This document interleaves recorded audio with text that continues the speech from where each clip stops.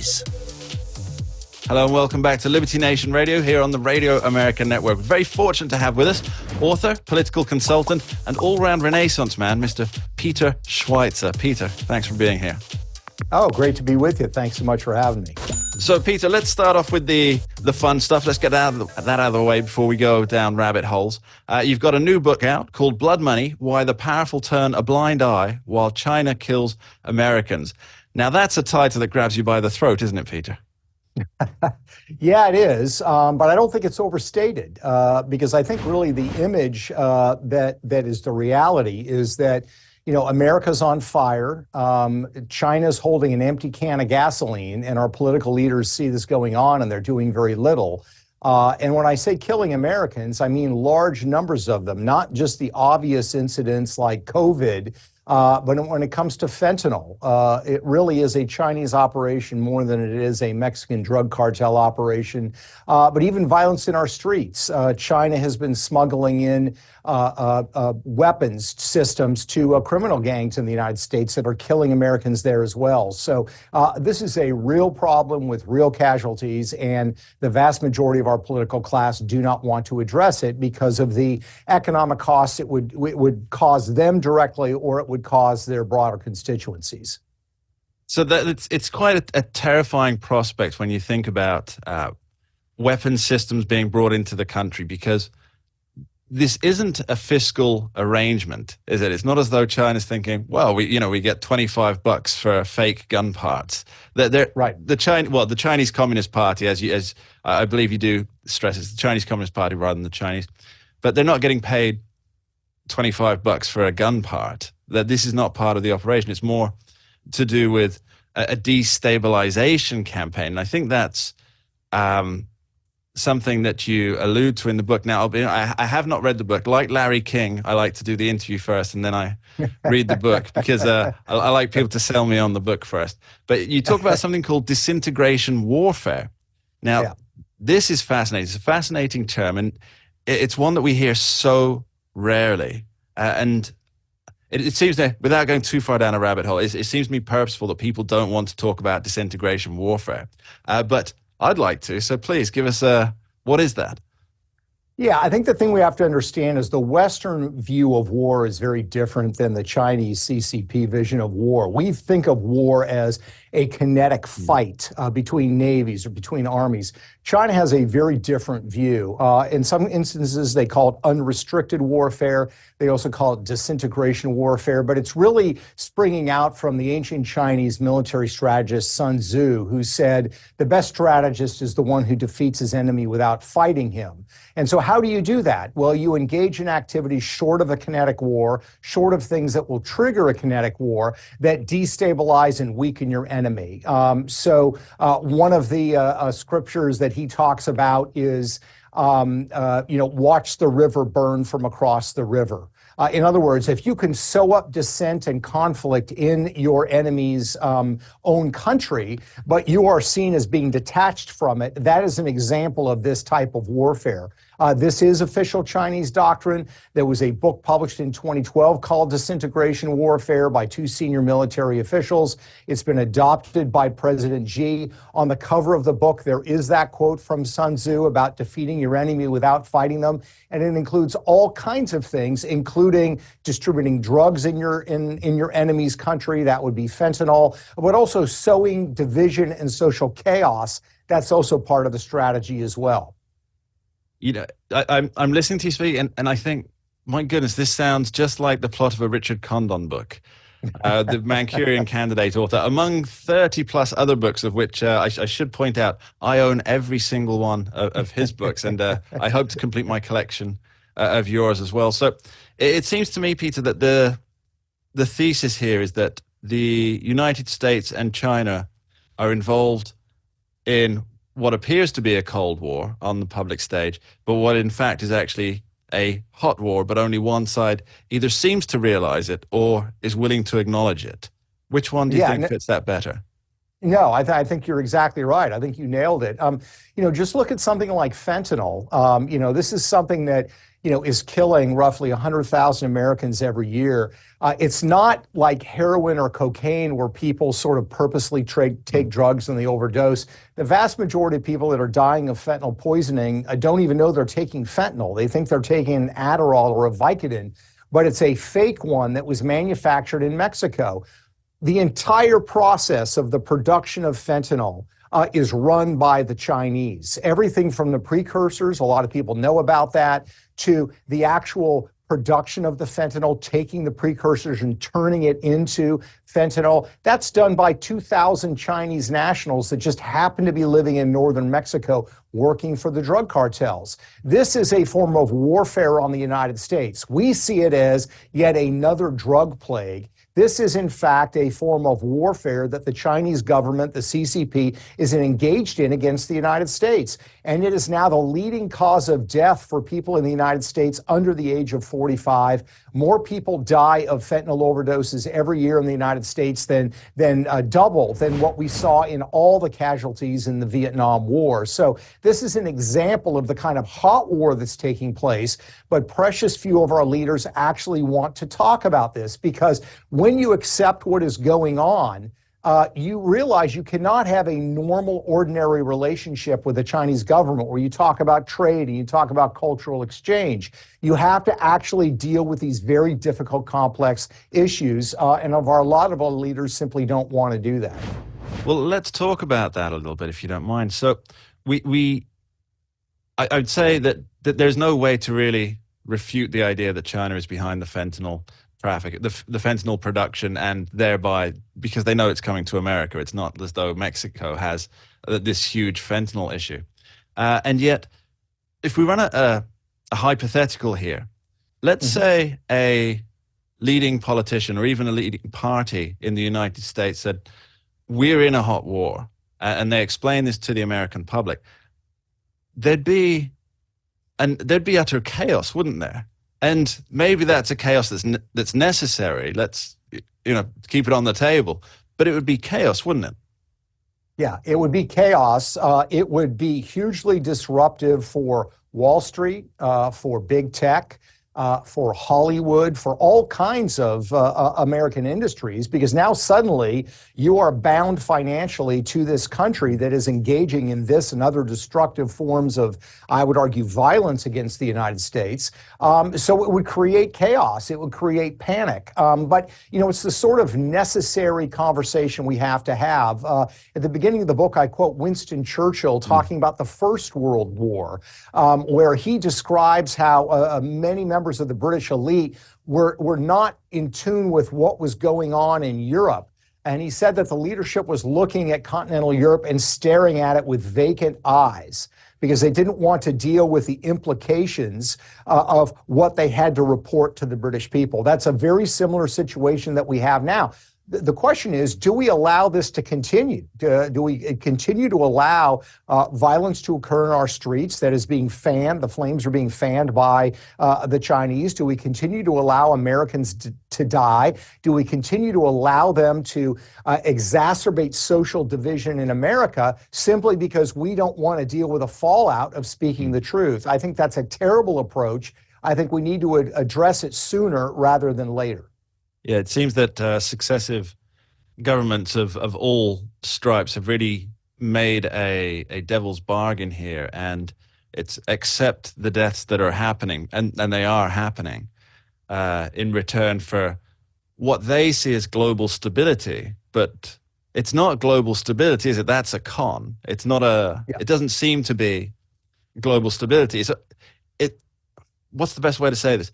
It's the facade of global stability where there's an undercurrent of violence and death and of course, enmity that is all about the destruction of an enemy. And which brings us quite nicely, I think, to President Joe Biden and his administration talking about we're not adversaries per se. And I think that a lot of people hear that and they think, well, this is great. This is good for the global order. But that's not really the case. I don't think the status quo can continue, because if, as you posit, there's a disintegration warfare taking place, then things will get worse, and they'll get worse to a point where something has to be done. But of course, by that point, the something that has to be done may be too late.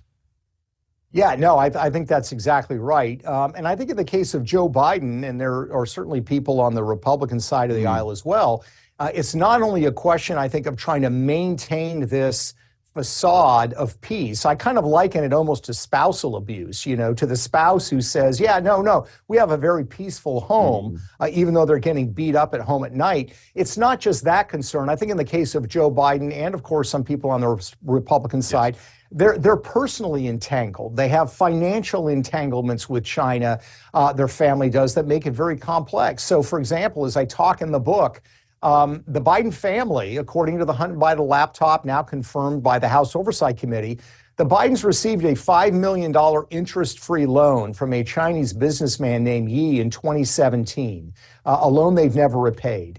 That in and of itself is kind of alarming, but here's the additional part that's concerning. Yi at that time was business partners with a Chinese gangster named White Wolf, who, according to widespread reporting, is the Chinese gangster who set up the Sinaloa cartel in Mexico in the fentanyl drug trade. So you literally have a situation where the Biden family has 1 degree of separation from the fentanyl trade in Mexico that is poisoning Americans.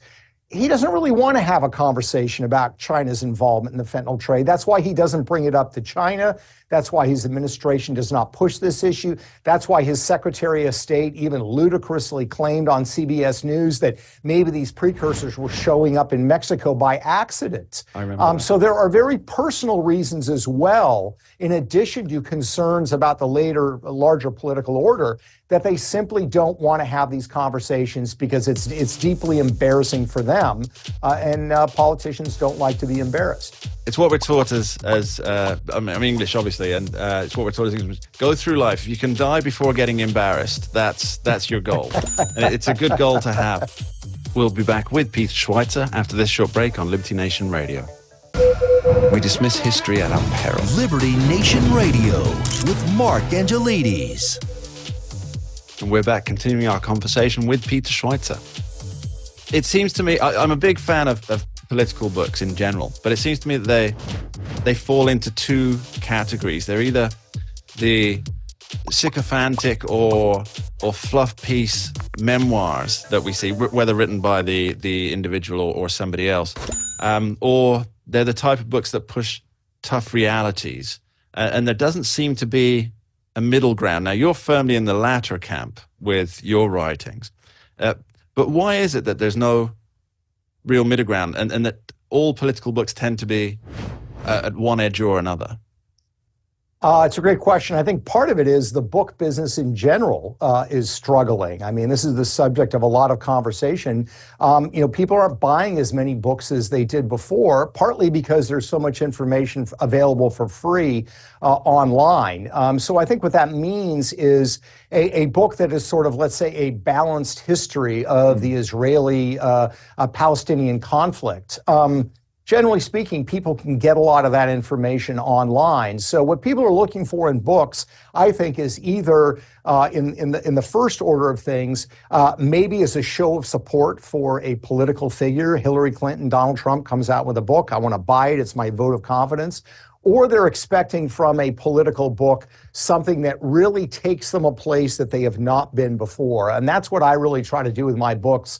There are some what I call Google books out there where people just do basic research and they kind of slap something together. I believe that readers these days expect more. If they're going to plunk down $20 to $30 for a book, you've got to give them something they're not getting anywhere else. And of course, that means you have to do a lot of research. It's a lot of work, which is what I love to do anyway. But that's why I think the book business is fragmenting in this way when it comes to political books, and sort of general histories just don't sell anymore. You know what? I think you've really got that right, because there tends to be the books on, for example, hard political truth, that they do tend to develop a following, and you see that they gain like a social media life of their own, and then the biographies. this is just a personal observation, but a Michelle Obama, a Hillary Clinton, after they've been out for 1 week to great fanfare, I see them in the discount rack with 50% off or a third of the price, and nobody's buying those ones, but everybody's still buying these. You're at New York Times #1 bestseller, and of course the Clinton and Obama biographies are as well. But seeing as they're in the discount rack after half a week, it maybe makes a little suspicion there.